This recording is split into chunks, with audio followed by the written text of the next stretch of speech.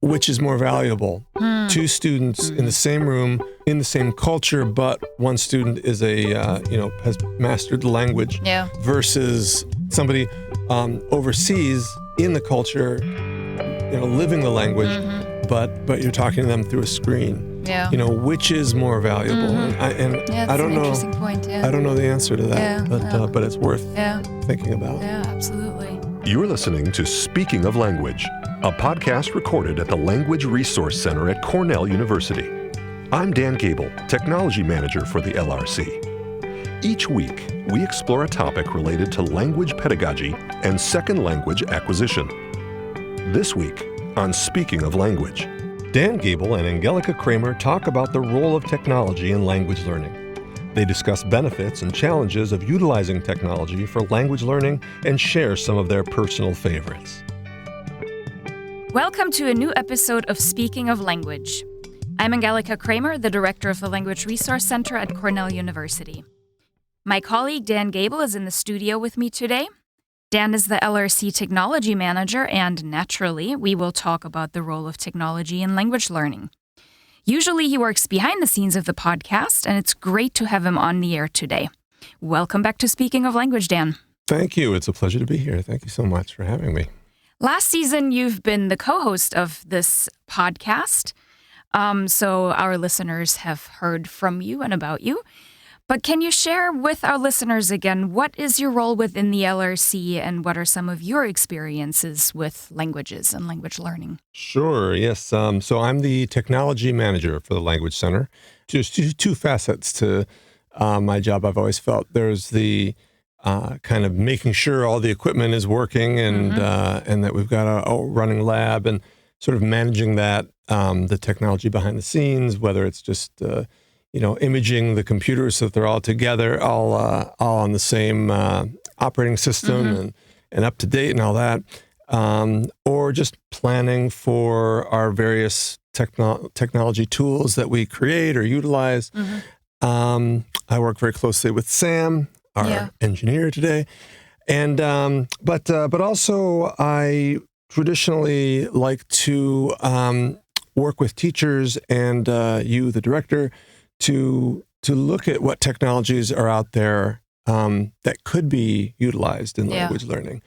For a long time, the attitude was, especially when I first started, this was almost 20 years ago, the attitude was, let's think about how we want to teach the class first and then bring in the technology. Yeah. Don't let the technology work for you. You're not working for the technology.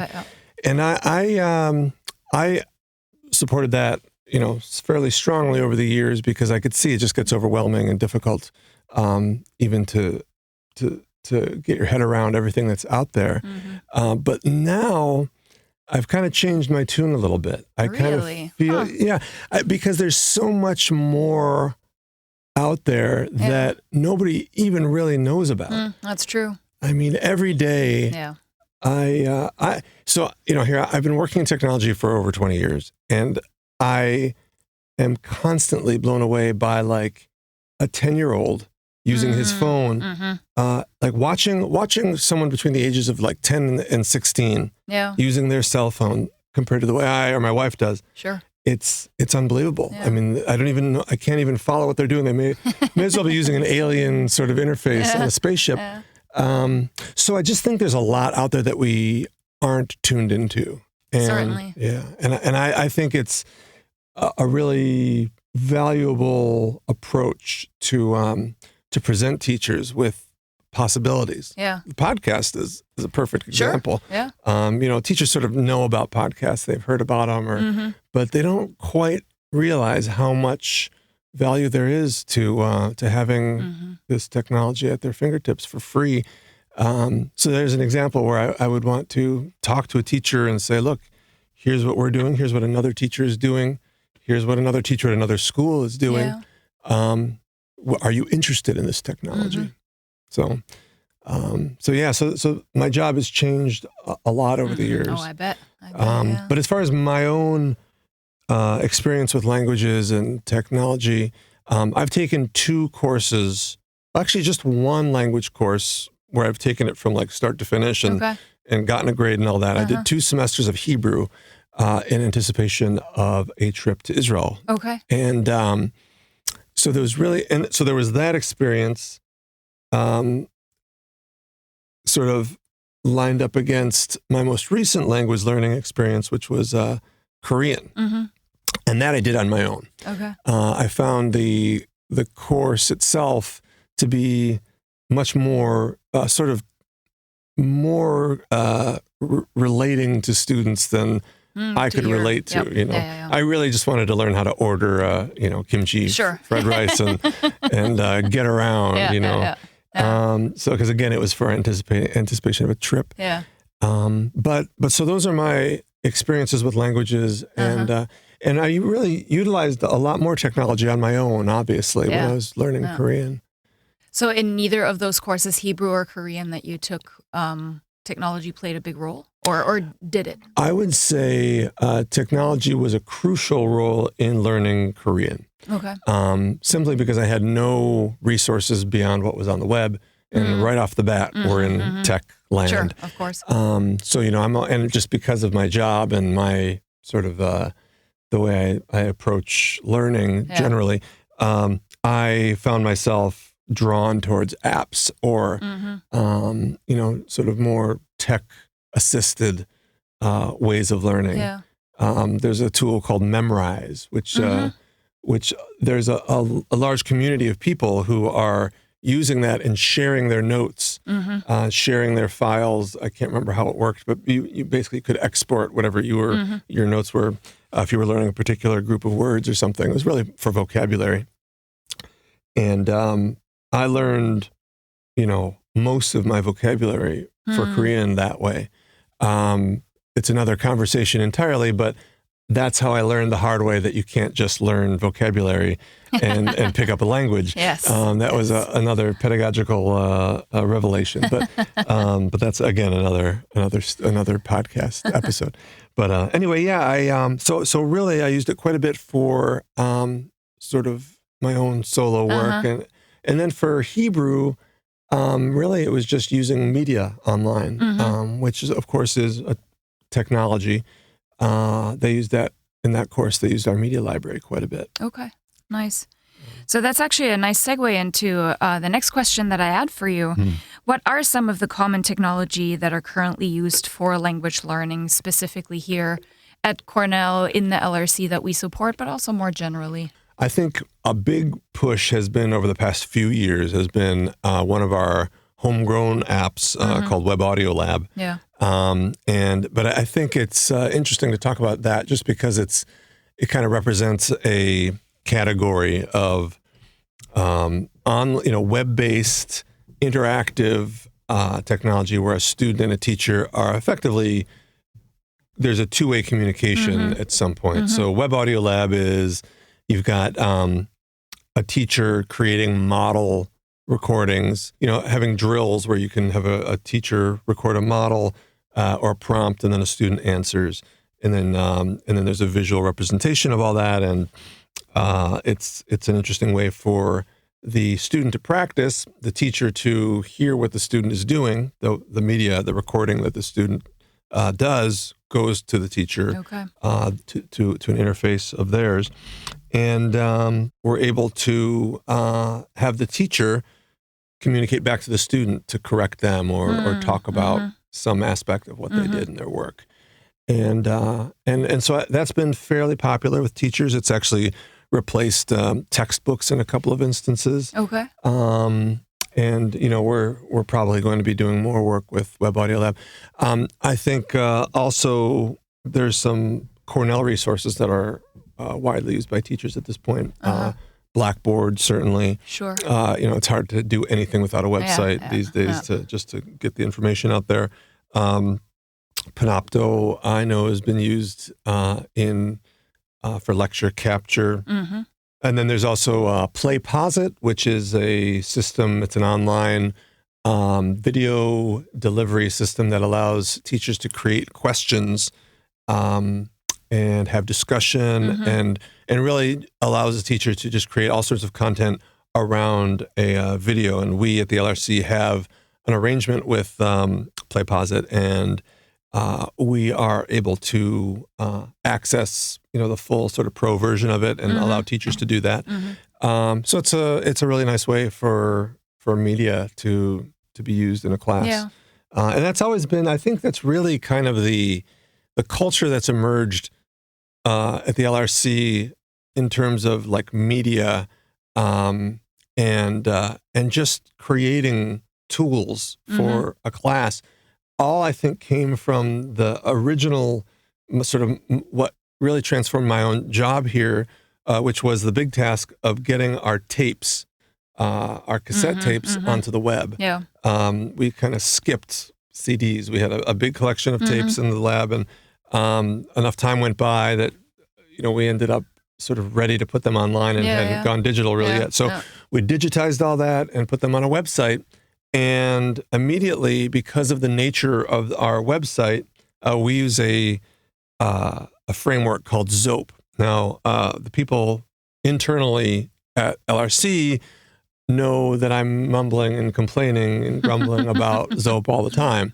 It's got its problems. It's very old. But what was really cool about ZOAP is it was one of the first dynamic web production systems. So it was really one of the first really content management systems where you could just have a web interface and quickly produce new media, new web pages dynamically. So instead of a static page, it just gets generated on the fly based on whatever criteria. So here we had this media library that with all this media, and it was like, well, we also have this tool, the same tool that delivers this media to a person just clicking on a link.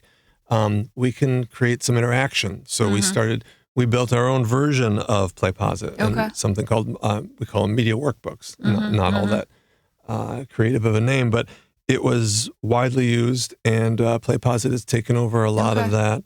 Some of the functionality of Blackboard is actually also taken over for that. Yeah. But yeah, utilizing media for a course and being able to manipulate it and interact with a student is, I think, a very a large portion of teachers are utilizing that technology. Well, so that highlights some of the benefits of technology: access to media, access to students, right, or access to the teacher outside of the classroom. Sure. Where do you see some other benefits of technology for language learning and teaching? Well, I really think there's a fairly untapped area of this sort of immersion, kind of a combination of two things. So we've got one technology that we've been really very active with here at the LRC is our distance learning programs. Of course, we have several courses that are being taught and shared with other schools. It's a big part of what we do, for sure. And then there's this area of virtual reality that we haven't gotten into so much, but that's something personally I'm very interested in. And so I can very easily imagine these technologies converging. I mean, they already have, but even more so in the future, where I imagine that it would be quite useful for a language student studying in the States, say they're studying German, to be able to have a conversation with someone in Berlin. Now, this is a technology that I think we use this already. There's entire classes dedicated to Skype conversations with language pairing. But what I would love to see is a situation where two people, different parts of the world, can be in the same room the same way you and I are and interact in the same way that you and I are, with all the gestures and three-dimensional space and personal space and all of that. I see that as being a very realistic future. And not very far away. So I think I'm answering sort of two questions here, both what are the benefits and what is the future. But I think the two areas that come to mind in terms of benefits would certainly be that immersion that technology allows, but also the interaction with, people from all over the world, the connection that we can make because of the internet. Yeah. That reminds me again of the portal that we currently have on campus. Yes, right. That basically does that. I mean, it's not three-dimensional, right? Because you still have a flat screen where the other Sure. person sits. I think what would be really nice with immersive environments, if it's not only, in a room, but if you can take in the landscape, the culture, Yeah. because that's what the portal doesn't do. Right. I see. And I think for language learning and especially culture learning, that would be tremendously interesting yeah. to see, Oh, yeah. cultures make those connections, see practices, Yeah, right. and be teleported basically into the target culture. Yeah, that's great. So in the literature, we always hear in terms of benefits for language learning through technology-mediated ways, flexibility in time, space, and pace, right? Just allowing students to engage more deeply outside of class, or if you think about the confines of a classroom where you have 45 minutes or so, how much practice do students actually get with the language? And if you have 20 minutes of that time where each student works online with something or with an app, engagement is much deeper than having to wait until you're being called upon by the teacher. Sure. So lots of benefits of using technology, but we also know there are challenges. Where do you see some challenges with Sure. technology that we currently support and use? Well, I think for both myself and for Sam, I think we very quickly would point to the difficulty that some people have in using technology, or even just the need for tech support. You know, I think can really halt an entire class. Oh, absolutely. In a snap. And I think it's a problem. We try to respond very quickly. But it's just that when you lose the pace of a class, I think it's just lost. And oftentimes, there's, unfortunately, I think a lot of teachers don't think about a backup plan sometimes. I mean, this goes even for like a presentation, like just simply using classroom technology, like a whiteboard. What do you do when that whiteboard stops working? True. Yeah. It's something we've all, I think, are asking ourselves these days when it's like, what do I do when I lose my phone? I don't have my phone. I can't function. We have to figure out a way to function. So I think that's probably the biggest challenge. And, I think the same sort of concern that people might have who are reluctant to embrace technology at all is the dehumanization of it, which is more valuable. Two students in the same room, in the same culture, but one student is has mastered the language. Yeah. So you have the same effect of a language partner who can help you versus somebody overseas in the culture, living the language, but you're talking to them through a screen. Yeah. Which is more valuable? And that's I don't an know. Interesting point. Yeah. I don't know the answer to that, but it's worth thinking about. Yeah, absolutely. I think another challenge for many teachers is the sheer amount of apps you mentioned earlier. That basically every day something new pops up, and new technologies or technologies develop and evolve. So I think for teachers, oftentimes when something new comes around, they're so excited to try to use it. And I think it's sometimes easy to let technology dictate what you do in the classroom, and it really should be the other way around, right? Technology should support your ultimate goal and your outcomes. So I think that's oftentimes with technology in the classroom where backward design comes in. So you think about, what is my ultimate goal? What do I want my students to be able to do? And which technology do I select to actually support students in that endeavor? Right. So yeah, lots of things to think about with utilizing technology. It's crazy the pace at which things change. It's amazing. And the issue you're talking about here of teachers, I guess, being overwhelmed by apps or needing to have technology support what they're doing as opposed to the other way around. The one sort of balance there, I think, is I find that you might have a certain breed of teacher who kind kind of wants it all, I mean, we all do, but I want to accomplish this task. Yeah. What's out there that can accomplish this specific task? And then it's a question of, can the technology that you're thinking about, does that exist? Can you compromise in any way? Yeah.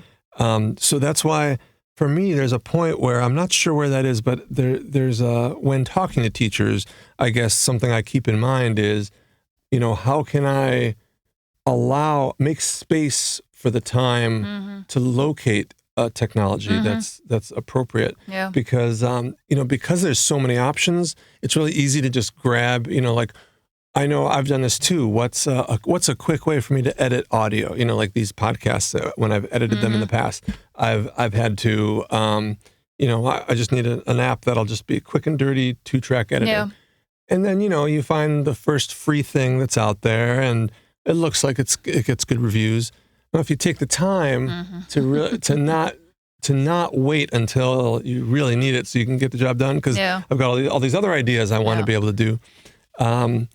So I think that's where it almost sort of behooves us, like me and Sam and, all of us here at the LRC to be aware of what's out there so that to be kind of prepared. Yeah. So that if a teacher says, I'm looking for something that, lets me record audio and, fly, then we've already looked. Well, hey, when you find that, please let me know. Yeah. I'm very interested in that. Teleporting, I mean, that would be. That's right.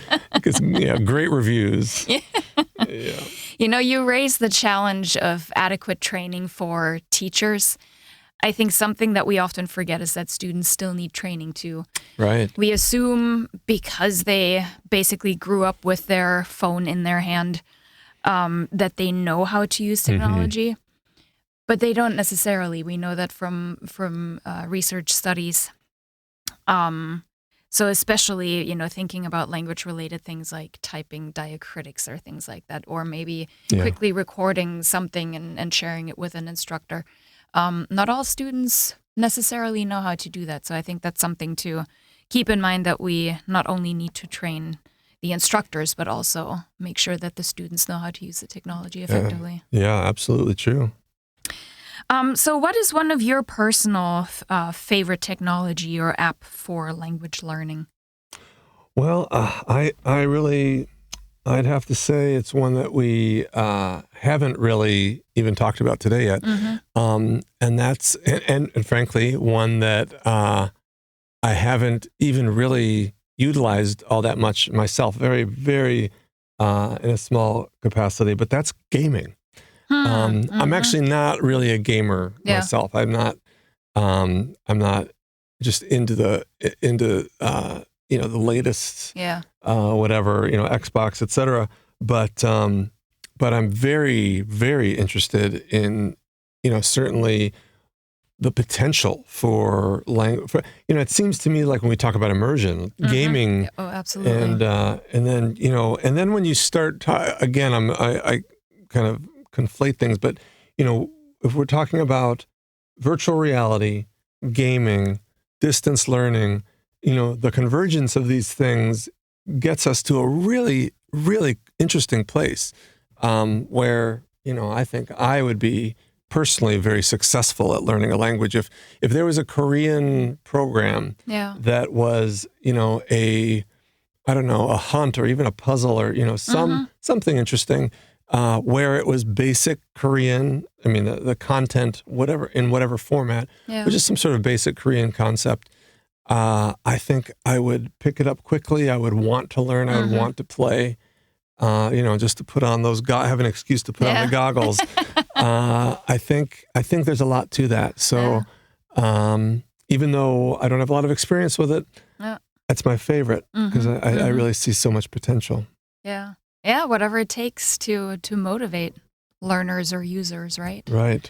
Yeah, I personally like Talk Abroad, which is a platform that connects students with native speakers in the target culture via Skype. So it's Great. almost like online dating. You pick your conversation partner. Right. Swipe based right. on right. Exactly. Yeah, that's interesting. Based on different regions in a specific country, or you can, simply based on scheduling or based on shared interests. And I've worked with that platform, and students really like it, and it gives them a glimpse into the target culture. And most importantly, the native speakers tend to be the same age as our undergraduate students are. Yeah, I see. And I think that's often also an area that we can build on in university classrooms, right? To expose students to more than just one native or proficient speaker of the language. Right.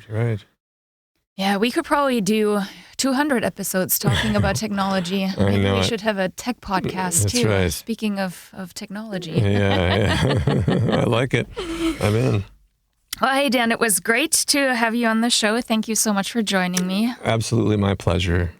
As a reminder, the thoughts and ideas in this podcast reflect the ideas of the people behind the lovely voices and are in no way an endorsement of the products that we discussed. Next week, we will expand on episode 3 of our season. Jeremy Thompson, research associate and lecturer in plant pathology and plant microbiology, will join our podcast. Jeremy incorporates a foreign language across the curriculum, or FLAC, and also a jumpstart course in Spanish in his molecular diagnostic techniques course. He will talk about the 2-week winter break field trip to the vineyards of Chile that is part of his course, and how FLAC and Jumpstart prepare his students for their work abroad. Until then, auf Wiederhören! The Language Resource Center is located on the ground floor of Stimson Hall on Cornell's main campus in Ithaca, New York. Check us out on the web at lrc.cornell.edu or look for Cornell LRC on Facebook and Twitter. Speaking of Language is produced by Sam Lupowitz and Dan Gaibel. Recorded by Sam Lupowitz. Original music by Sam Lupowitz, Dan Gaibel, and Joe Gibson. Thanks also to the College of Arts and Sciences at Cornell University. As a reminder, the ideas and opinions expressed on this podcast do not reflect those of the College of Arts and Sciences or any other official entity of Cornell University. We thank our listeners, and do stay tuned for our next episode.